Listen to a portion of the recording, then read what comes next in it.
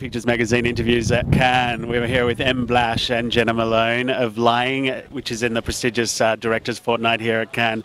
Congratulations for one. Thank you very much. I understand that the whole process started in Cannes a year ago, so it's kind of like a coming home for this. Yeah, I was here actually with another film that Jena's a part of called 88 Matter Shades, and we were looking to secure financing on it when I met the producers here. And I think being here as a director without a film here, I realized what it was going to take to get that film made, which is a much more complicated story. And on the plane ride home, I realized I needed to make another film first and have it be a smaller film. I didn't know what it was because all the other scripts I've written are bigger. And so I got back to New York. I went to a party upstate a few days after Cannes and thought of this idea. Then went back home and sat down and wrote it in 2 days, and then we're here. Yeah. So it is like Jena said over there. It just came full circle. Did you write the piece specifically with Jena in mind? Yes, I did. And Chloe as well? Not so much Chloe. There were a couple people that I was thinking about for Chloe. Yeah. And how, and having that in mind, having that film written for you, was it a no-brainer to come on board? Well, for me, I would work with him to scrub the deck of that yacht. I would work with M.Blash to try and recobble this path.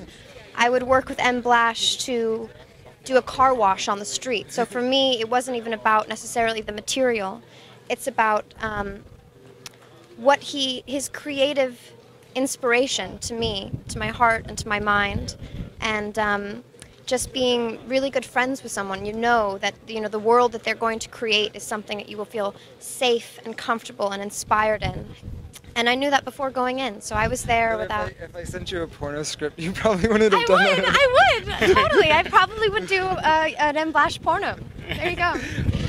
So the title of the film is Lying. Of course, everyone has some experience in that field, but how do you think it's going to resonate with people here at Cannes, and what do you think it is about lying that makes it an interesting subject to deal with in film?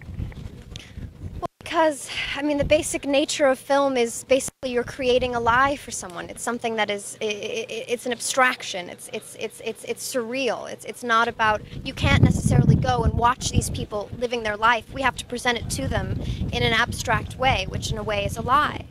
But I think that just between, humans, we're trying so hard to connect with people and present them with everything that we think that they want. So maybe that's forms of lies, manipulation, trying to be honest, and even sometimes trying to be honest is a lie in itself, because no one can necessarily truly know what they're feeling.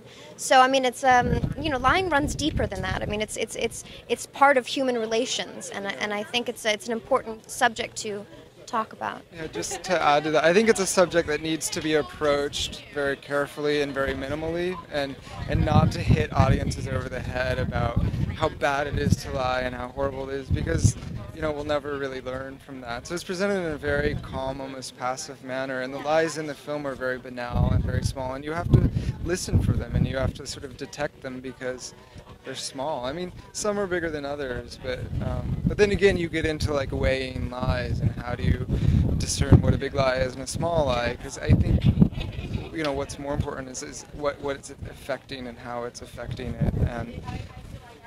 But yeah, it's a subject that I see it in movies a lot and I hear about lies, but I haven't really seen a film just dedicated to the art or act of lying. Does each of the characters represent a different element of society?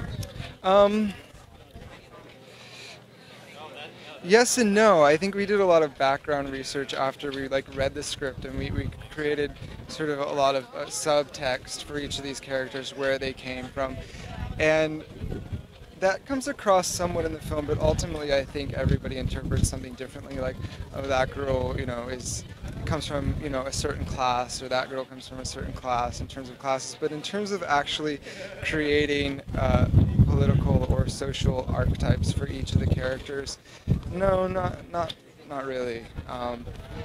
But they certainly all lie in different ways. Like, some people lie out of a mission, some people lie out of control, some people lie out of fear. So that's certainly the case. And the film was made, I believe, for under $1 million on digital, and then you had to rush to transfer it for Cannes. Can you? Yeah, we had to transfer it to 35mm film, and I must say this, and this is a plug for DV. I really think the cameras are such a point now that to see a film projected on a very high-end digital projector, it looks better than transferring it back to 35. Whereas a few years ago, I think mini DV sort of relied on falling back to that medium. But the film is still very beautiful, but I think it just holds. Film has very different characteristics, and so it brings a new element to the film, which I haven't actually seen the entire film. So I think I'm going to be in my seat. Transferred. You haven't seen the full film. Transferred to 35, right? Yeah, that's right. I've only seen bits and pieces of it. So. Do you sing in the film, Jena? No. Just impressed. There's a point where I can sort of, yes, I do a sing, and I try to balance a trophy on my head. And, And what's it like for you being at Cannes? strange and beautiful. I'm happy to be here. Yeah, it's my first time. Last time I was here, I was a sweaty 16-year-old backpacker, and now I'm sort of, wearing something ridiculous. So it's both are extreme and both are real. So I'm glad. Well, enjoy it, and thanks for speaking with us. So It's been great. Thanks.